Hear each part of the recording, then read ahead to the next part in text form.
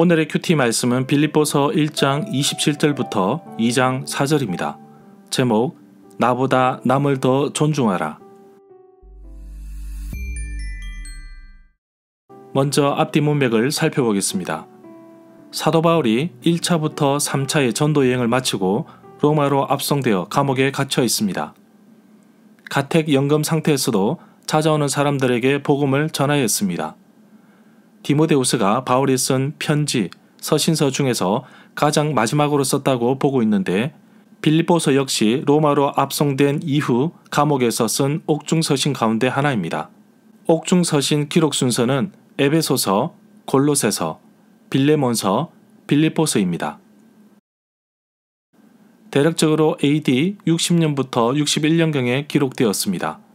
빌레몬서는 사도 바울이 소아시아 골로새에 살고 있는 빌레몬에게 쓴 편지인데 부자였던 빌레몬에게 감옥에서 만났던 빌레몬의 종 오네시모의 계종에 대해서 기록하고 있습니다.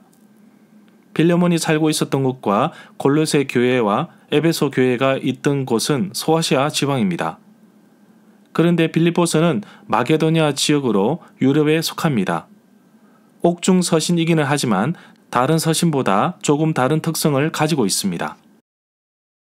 바울 서신을 분석해보면 교회 안의 문제 때문에 편지를 보내는 경우가 많은데 빌립보서는 감사와 기쁨에 대한 내용이 많습니다. 그래서 빌립보서를 기쁨의 서신이라고 합니다. 바울에게 빌립보 교회는 소아시아에서 유럽으로 넘어가 세운 첫 교회이기도 하지만 바울의 선교 사역에 기도와 물질로 도왔던 교회입니다.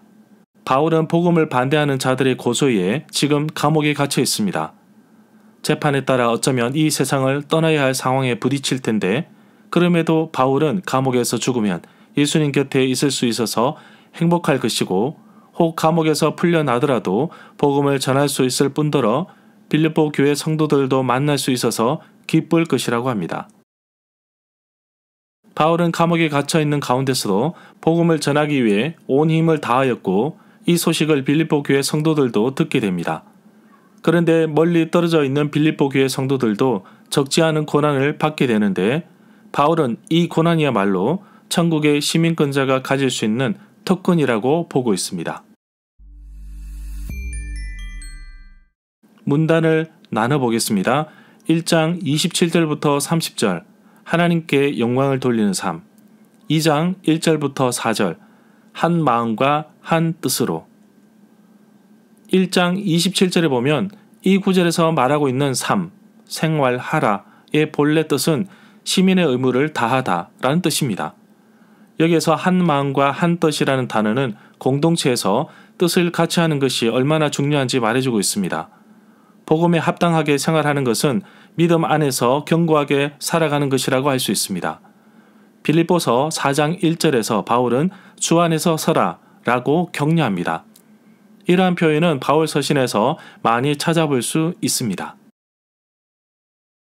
28절에 보면 바울은 빌립보 교회 성도들에게 복음 위에서 든든히 서서 대적들에게 싸워 이기며 두려워하지 아니하는 소식을 듣고자 하고 있습니다. 여기에서 대적하는 자는 누구일까요? 바로 예수 그리스도를 믿고 공동체 생활하는 자들을 대적하는 자들인데 기독교인들을 대적하는 교회, 기독교 공동체 밖의 사람이라 할 수 있습니다.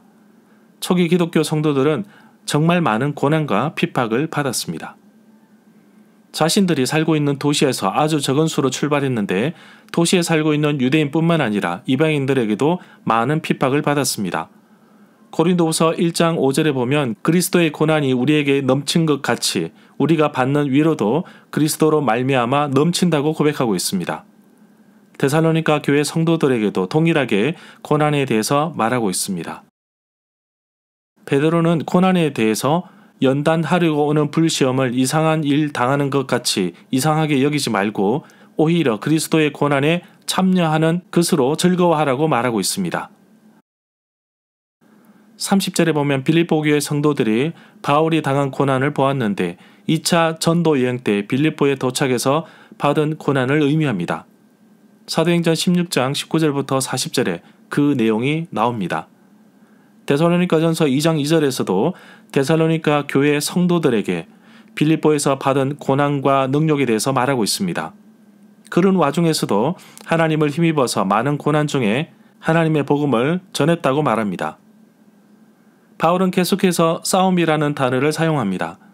바울은 이 싸움을 유혹 및 악의 세력과 싸워 승리하는 그리스도인의 모습을 자주 군사적으로 표현하는데 로마서 13장 12절에서는 빛의 갑옷을 입자고 말하고 있고 고린도후서 6장 7절에서는 진리의 말씀과 하나님의 능력으로 의의 무기를 좌우에 가지고 라고 말하고 있습니다. 2장 1절에 보면 건강한 공동체는 내적인 열매뿐만 아니라 외적인 열매도 맺습니다. 빌립보서 1장 27절에서 한 마음으로 서서 한 뜻으로 복음의 신앙을 위하여 협력할 것을 당부하였는데 공동체 구성원들의 상호간의 교제도 아주 중요합니다. 이 구절에서 성령의 무슨 교제라는 뜻은 성령이 너희를 다른 사람들과 교제 속으로 인도하셨다는 뜻으로 볼 수 있습니다. 3절에 보면 바울은 갈라디아 교회 성도들에게 헛된 영광을 구하여 서로 노엽게 하거나 서로 투기하지 말라고 말하며 동일한 관점으로 관심을 보이고 있습니다. 바울의 견해를 보면 이러한 다툼과 이기심은 빌립보 교회 성도들에게 위협적인 요소라고 보고 있습니다. 4절에 보면 공동체가 한마음 한뜻으로 움직이기 위해서는 먼저 각자 자기 일을 돌아보아야 합니다.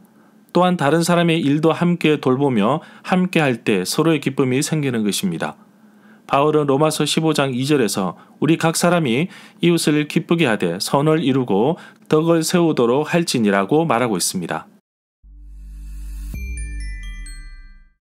절마다 상세한 설명과 구절 해석, 핵심 내용과 중심 줄거리는 네이버 블로그에 올려져 있습니다. 내게 주시는 교훈입니다. 고난은 나를 연단하여 그리스도에게 더 가까이 가게 합니다. 고난을 좋아하는 사람은 아무도 없습니다. 그런데 어떤 사람은 고난 따위는 1도 생각하지 않습니다. 왜 그렇게 생각하느냐 물어보니 고난은 그리스도인의 삶의 필수 과정이라고 하며 고난이 오면 받아들이고 하나님께 맡기고 좌절하지 않고 믿음으로 도전한다고 합니다. 그래서 고난이 오면 피할 필요가 없습니다. 고난은 내가 살아있던 증거이며 그리스도를 위한 고난과 은혜는 우리가 삶을 살아갈 때 더욱더 하나님을 향해 전진하게 하는 자극제이기 때문입니다.